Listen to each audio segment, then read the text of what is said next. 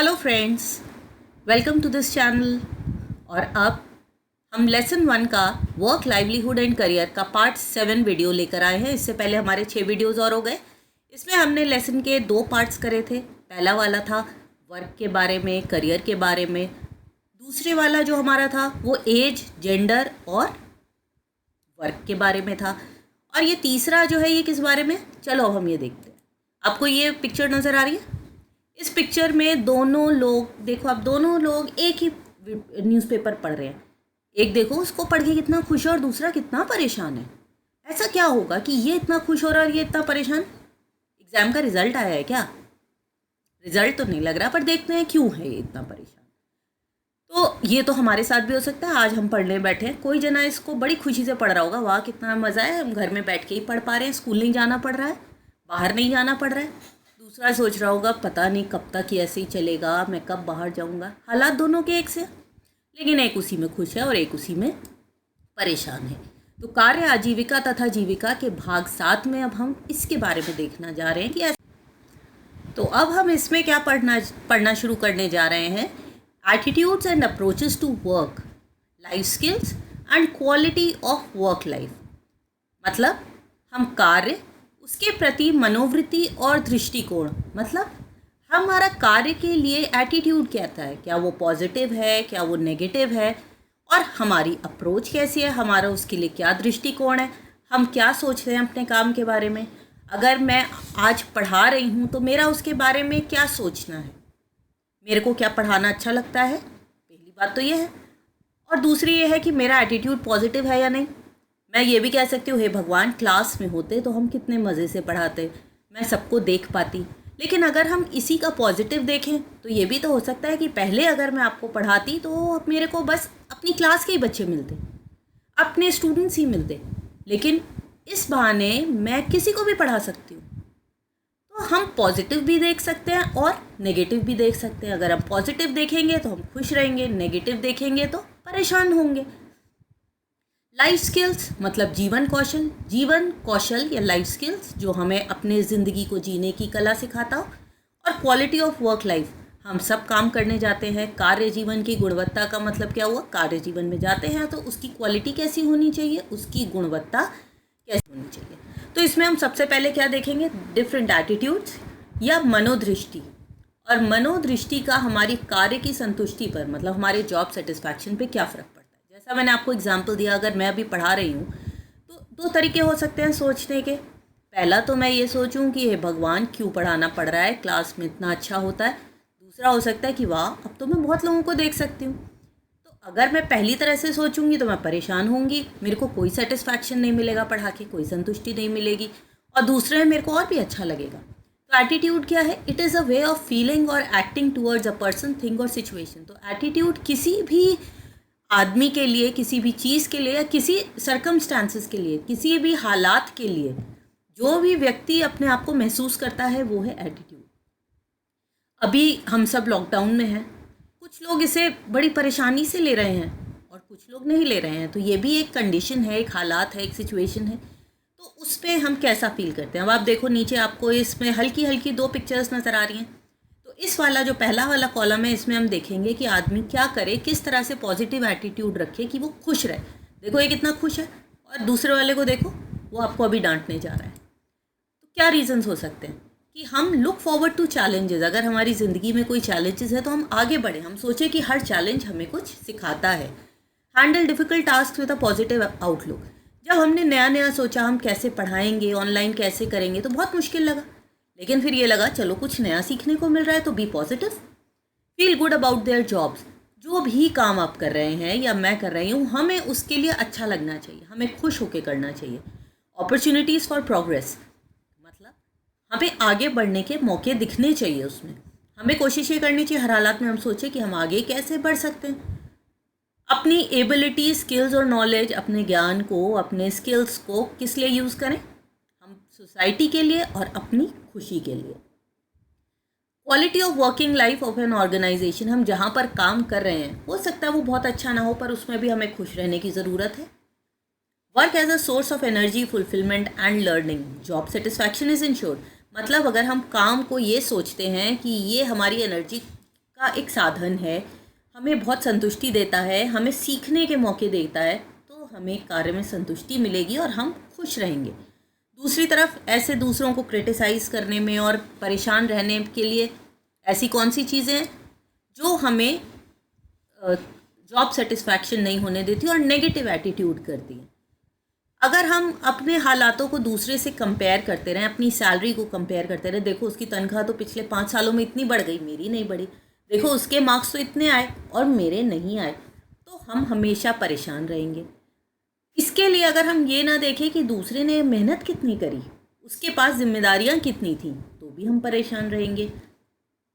Qualifications क्या थी, उसने अपने आउटपुट को या अपने रिज़ल्ट को बढ़ाने के लिए कितनी डेडिकेशन से, कितनी लगन से काम किया, इसको भी हम नहीं देख रहे हैं। उसने आगे बढ़ने के लिए क्या क्या किया, हो सकता है उसने कोई ट्रेनिंग ली हो, आगे पढ़ाई करी हो, हम इसको भी नहीं देख रहे हैं। और इसीलिए हमें डिससेटिस्फैक्शन होगा और हमारा नेगेटिव एटीट्यूड हो जाएगा।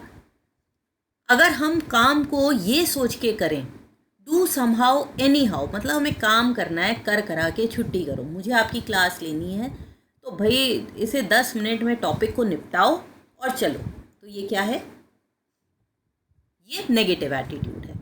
इसका मतलब हम अपने काम को एंजॉय नहीं कर रहे हैं और हम एंजॉय करने की सोच भी नहीं रहे हैं, हमारा उसमें कोई इंटरेस्ट भी नहीं है। अब quality of work life, QWL या कार्य जीवन की गुणवत्ता, अब ये कौन सा कंसेप्ट है, ये क्या होता है? जनरल फीलिंग्स ऑफ वेलबींग, जब हम कहीं पर काम करते हैं हमें खुशी होती है, हमारा जो काम का जो हमने क्वालिटी ऑफ लाइफ पढ़ा था, यहाँ पे है क्वालिटी ऑफ वर्क लाइफ। जहाँ हम काम कर रहे हैं वहाँ हम कितने संतुष्ट हैं, क्या हमें वहाँ पर सिर्फ पैसा नहीं है, यहाँ आप देखो तनख्वाह की बात नहीं हो रही है, उससे हमें कितना सेटिस्फैक्शन मिलता है, कितनी खुशी मिलती है, हमें याद सीखने के, लर्निंग की कितनी अपॉर्चुनिटीज़ मिलती हैं, कितना सीखने का अवसर मिलता है, ये है क्वालिटी ऑफ लाइफ। तो quality of life of employees is considered important by organisation. ये हर आज के टाइम्स में हर एम्प्लॉय या हर ऑर्गेनाइजेशन ये सोचता है कि क्वालिटी ऑफ लाइफ बहुत ज़रूरी है, वरना लोग नौकरी भी छोड़ देंगे, और अगर नौकरी नहीं छोड़ी तो बिना मन से काम करेंगे। अगर आपको किसी अच्छे जने को अपने पास रोकना है तो आपको उसे अच्छे से रखना पड़ेगा, मौके देने पड़ेंगे। The employees are considered to be assets. अब एम्प्लॉयर जो है या जो नौकरी दे रहा है, वो जो उसके यहाँ नौकरी कर रहा है उसको एसेट मानता है, अपने काम के लिए एक बहुत अच्छी चीज़ मानता है कि ये हमारे काम को बढ़ा रहा है, वो आपके लिए काम कर रहा है। दूसरा क्या सोच के चलता है, people perform better if they are satisfied. लोग तब ज़्यादा अच्छे से काम करते हैं अगर वो अपने काम के हालात से, वर्क कंडीशन से खुश होते हैं। मान लीजिए अभी आपको स्कूल जाओ और आपको पता चले कि आज तो वहाँ पर फंक्शन है, आज खाना मिलेगा, आपको जाने का मन डबल होने लगेगा।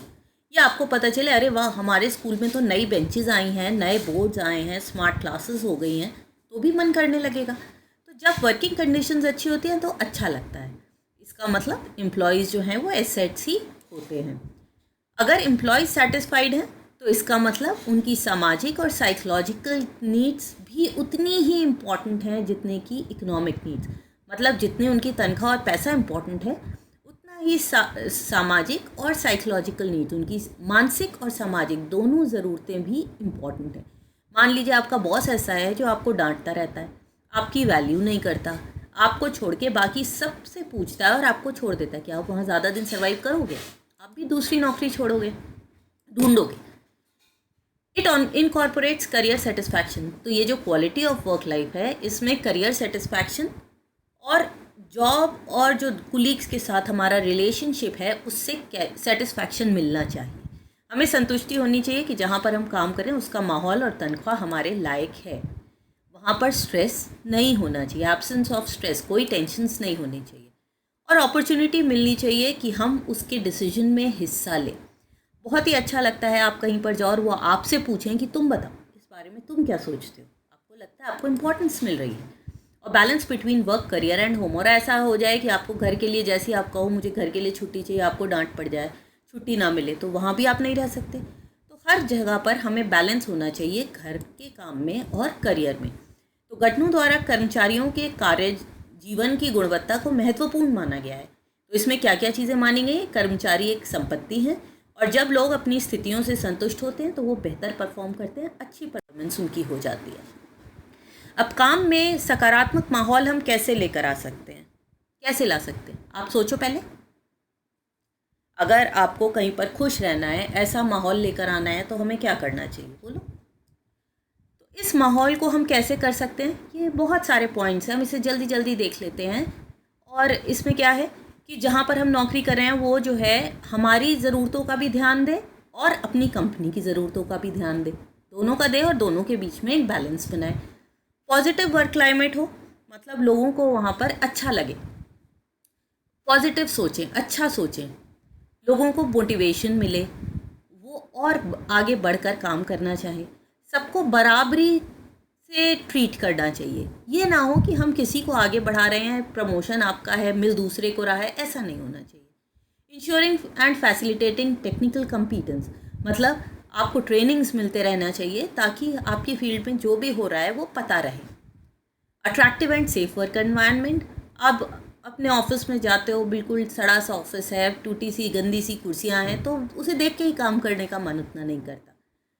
जॉब को इंटरेस्टिंग बनाने की और चैलेंजिंग बनाने की ज़रूरत है। सेम चीज़ रोज़ करते करते मन ख़त्म हो जाता है। आप अगर घर में ही रोज़ एक खाना खाओ तो वो भी खाने का मन ख़त्म हो जाएगा, आपका कभी ना कभी मन करेगा यार कुछ और चाहिए, लगता है ना ये। Matching the person to the task, हर जने को उसके लायक काम दो।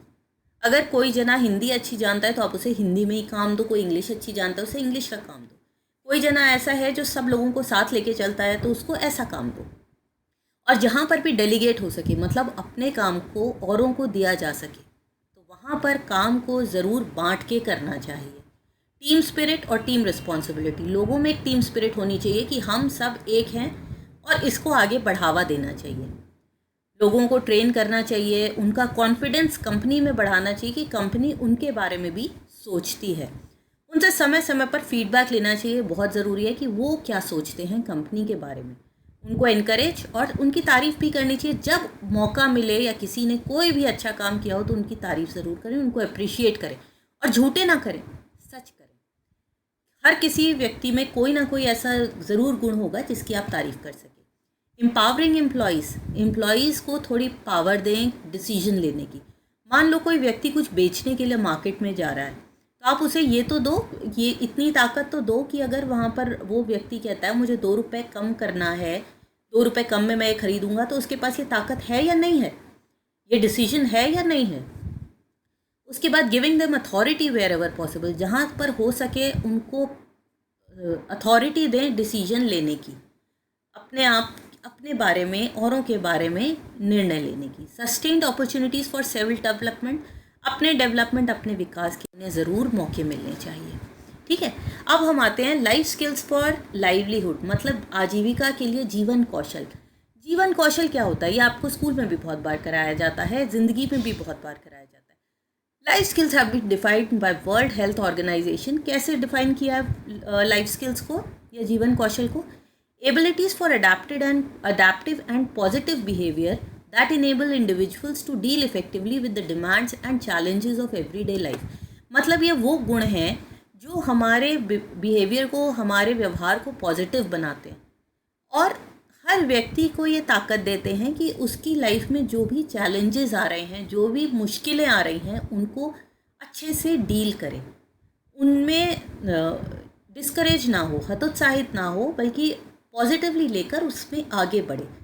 मान लीजिए कि कुछ ऐसा हो गया कि आपने कोई प्रोजेक्ट लिया और वो पूरा नहीं होता, टाइम निकल गया, आप बीमार हो गए थे, तो एक व्यक्ति ने क्या किया, अब तो मेरे से होगा ही नहीं, मैंने तो छोड़ दिया, मैं तो अपना मेडिकल दे दूंगी, छोड़ो। दूसरा व्यक्ति वहीं पर ये कह सकता है नहीं, अभी मेरे पास थोड़ा सा टाइम है, लोगों से मैं पूछती हूँ और मैम से 1 दिन का टाइम ले लूँगी, मैं तो करूँगी, करने से मुझे खुद आएगा।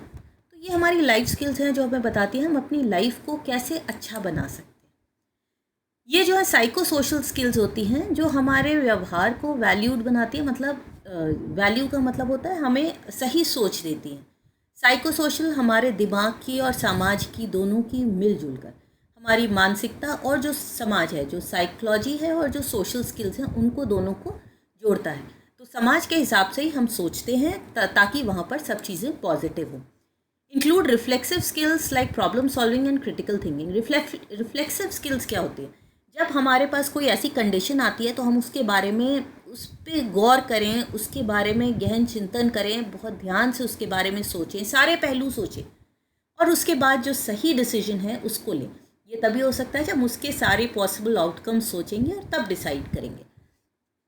तो प्रॉब्लम सॉल्विंग और क्रिटिकल थिंकिंग, प्रॉब्लम्स का सल्यूशन तभी निकल सकता है जब हम पहले ये सोच लें इस प्रॉब्लम के सल्यूशन हैं कितने और उसके बाद सबसे अच्छा सल्यूशन ढूंढ लें। क्रिटिकल थिंकिंग, हम हर में कमी भी निकालें, उसके पॉजिटिव्स भी बताएं, उसके नेगेटिव्स भी बताएं और फिर तय करें कि कौन सा हमारे लिए सबसे अच्छा है। Life skills are abilities for adaptive and positive behaviour, ये वो एबिलिटीज़ हैं जो हमें पॉजिटिव बिहेवियर देती है। मैंने आपको ये ऊपर भी बता दिया ताकि हम अपनी रोज़ के चैलेंजेस को जी सकें। जीवन कौशल अनुकूल और सकारात्मक बिहेवियर व्यवहार की क्षमता है जो व्यक्ति को रोज़मर्रा की ज़िंदगी की मांगों और चुनौतियों को प्रभावी ढंग से निपटाने में सक्षम बनाता है। जितनी भी चुनौतियां हैं सबको प्रभावी ढंग से, बिना डिस्करेज हुए, बिना निराश। अब कौन कौन सी लाइफ स्किल्स हैं जो हमें अपनी ज़िंदगी के सब चैलेंजेस को डील करने के लिए तैयार करती हैं? कौन सी हैं? चलो देखते हैं।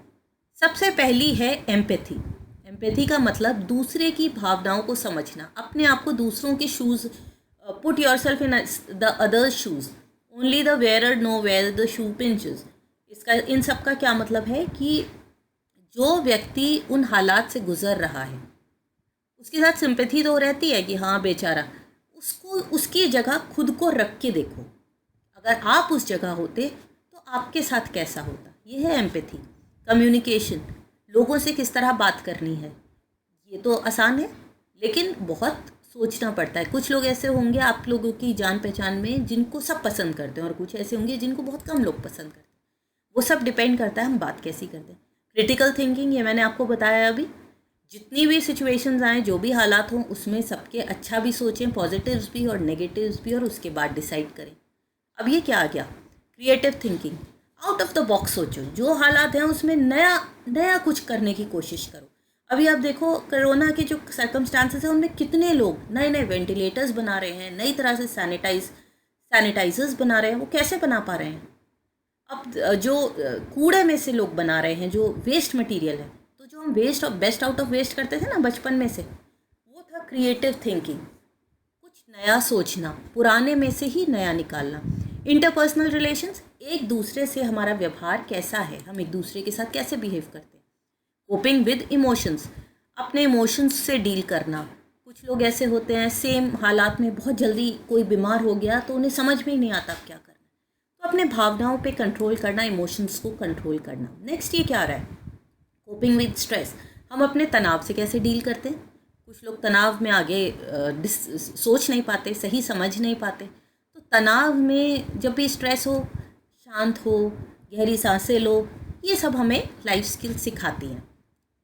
अगला डिसीजन मेकिंग, और इन सब को सोचने के बाद सबसे पहला अपना निर्णय लो, और जब निर्णय ले लो तो उसकी जिम्मेदारी भी लो। उस डिसीजन के लिए आप ही रिस्पॉन्सिबल हो क्योंकि आपने सोच समझ के अपना डिसीजन लिया है। और अब क्या है? सेल्फ अवेयरनेस, अपने बारे में आप क्या कर सकते हो, क्या नहीं कर सकते हो, उसके बारे में आपको सब कुछ पता होना चाहिए। और लास्ट क्या है? प्रॉब्लम सॉल्विंग, ये भी हमने अभी किया था। जो भी समस्या है उसके सारे सॉल्यूशंस को सोचो, और जब सॉल्यूशंस मिल जाए तो सबसे अच्छा सॉल्यूशन निकालो। अब इन लाइफ स्किल्स की ज़रूरत क्यों है? लाइफ स्किल्स ये क्यों ज़रूरी है, क्या इंपॉर्टेंस है इनकी?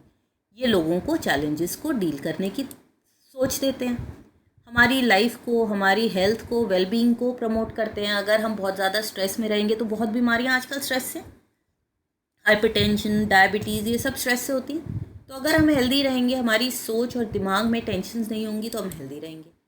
लोगों को पॉजिटिव ऐसे तरीके बताता है जिससे कि वो अपनी कम्युनिटी में, अपने समाज को कंट्रीब्यूट कर सके, समाज में अपना योगदान दे सके। और जब स्ट्रेस नहीं होगा तो हेल्थ और डेवलपमेंट, विकास और पोषण और स्वास्थ्य सब कुछ हमारे साथ रहेगा। वो जो हमारी पर्सनल और सोशल स्किल्स, हमारी अपने लिए और हमारे समाज और हमारे आसपास के लिए जो लोग हैं उनके लिए जो हमारी स्किल्स हैं, जो सोचना है, जो बात करना है, उसको भी इम्प्रूव करता है। ये हर व्यक्ति को इतनी ताकत देता है, ये ऐसी सोच देता है कि वो अपने बारे में थोड़ा कॉन्फिडेंट हो जाता है, उसका अपने ऊपर आत्मविश्वास बढ़ जाता है, और और जब आपको विश्वास है अपने ऊपर, तो आप अपने परिवार और समाज दोनों में खुशी खुशी रह सकते हो। और लाइफ स्किल्स ऐसी चीज़ें हैं जो आपको क्लास में नहीं सिखाई जा सकती। अगर क्लास में नहीं सिखाई जा सकती तो हम कहाँ सीखते हैं? एक्सपीरियंस से। एक्सपीरियंस एक ऐसी चीज़ है जो आपको सिखाता है, और हर एक्सपीरियंस हम खुद नहीं लेते। बहुत सारे एक्सपीरियंसेस ऐसे हैं जो हमारे मम्मी पापा हमें सिखाते हैं, हमारे टीचर्स हमें बताते हैं, और जब हम उस कंडीशन में आए तो हम उनके एक्सपीरियंस को भी ज़रूर ध्यान में रखें। तो जीवन कौशल ऐसी क्षमताएं हैं जो लोगों के साथ और पर्यावरण के साथ लोगों की पारस्परिक क्रियाओं को बढ़ावा देती है। मतलब हर आदमी की और उसके पर्यावरण के बीच में जो उसकी एक्टिविटीज़ हैं उनको बढ़ाती है, और नेगेटिव जो परिस्थितियां हैं उसमें आदमी को फ्लेक्सिबल बनाती हैं। वो नई चीज़ें सोचने की कोशिश करता है, जो पुराने ढर्रे हैं उन ही नहीं चलना चाहता। तो इसका कंसेप्ट क्या है जो लाइफ स्किल्स हम पढ़ रहे हैं? तो सबसे पहला है नॉलेज, एटीट्यूड और वैल्यूज़। हमारे पास नॉलेज भी होनी चाहिए, हमारा एटीट्यूड पॉजिटिव होना चाहिए, और वैल्यू कि हमें अपने ऊपर विश्वास है और हम कुछ करना चाहते हैं। इसके साथ जब हम अपनी लाइफ स्किल्स को जोड़ देते हैं तो क्या होता है? Psychological competence and behaviour. हमारे दिमाग में ऐसी सोच पैदा होती है कि हम कुछ भी कर सकते हैं। कम्पिटेंस मतलब मैं कुछ भी करने के लिए सक्षम हूँ, ये हो गया कम्पिटेंस, और इसी तरह से मेरा व्यवहार बन जाता है। और इसके बाद मेरी सेहत भी अच्छी रहेगी, और सेहत अच्छी रहेगी तो कोई नेगेटिव बिहेवियर नहीं आएगा, पॉजिटिविटी ही रहेगी, और मैं समाज में अपना योगदान दे पाऊँगी। अपने काम को सुधारने के लिए अब हम क्या करें? हमने अभी लाइफ स्किल्स देखी, तो उनको सुधारने के लिए हम क्या करें? अपनी आदतें हेल्दी बनाएं। ये तो आप अभी हर जगह सुनते हो, हेल्दी आदतें होनी चाहिए। दूसरों के लिए कंपैशन होना चाहिए, उनकी भावनाओं को समझना चाहिए। हमें ये हमेशा ध्यान रखना चाहिए कि हम सब एक दूसरे पे इंटरडिपेंडेंट हैं, हम अकेले दुनिया में कुछ भी नहीं कर सकते। सबको साथ लेके चलना चाहिए। प्रोफेशनली एथिकल, जहाँ पर आप काम कर रहे हैं वहाँ पर गलत काम मत करिए।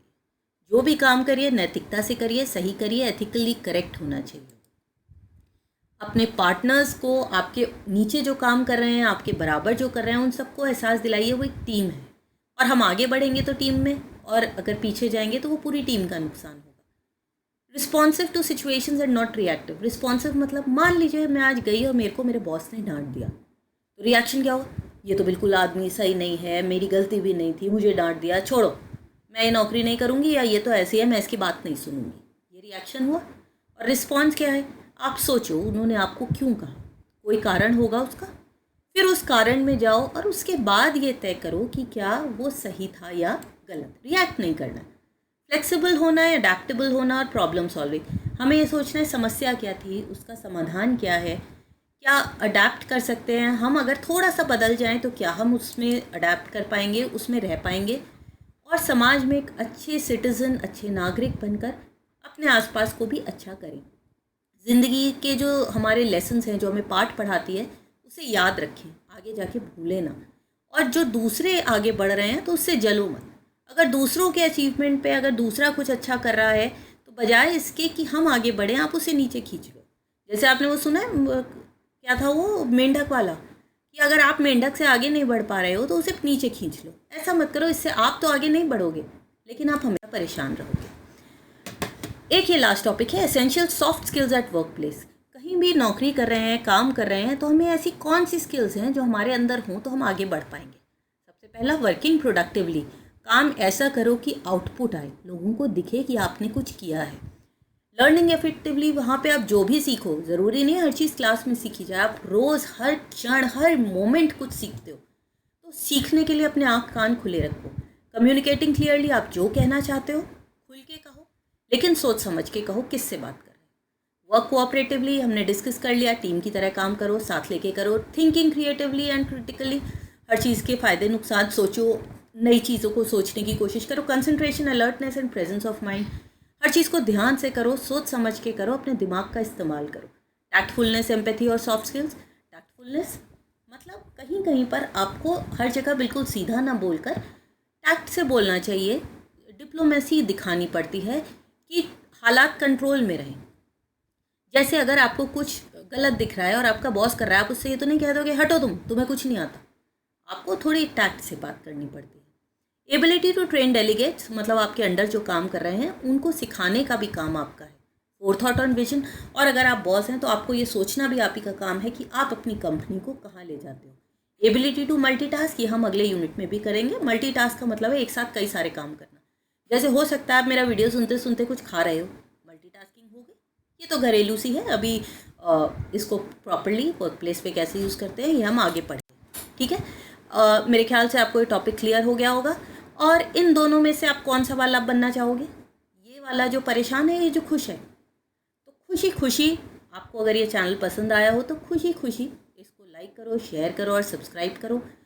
और जिसको आप ये समझाना चाहते हो कि पॉजिटिव एटीट्यूड कितना ज़रूरी है, उसको भी ये फॉरवर्ड करो। नॉलेज इज़ फन, लेकिन जब तभी है जब हम इसको सबके साथ शेयर करें। और इन हालातों में भी पॉजिटिव रहो, पढ़ते रहो और आगे बढ़ते रहो। Thank you students.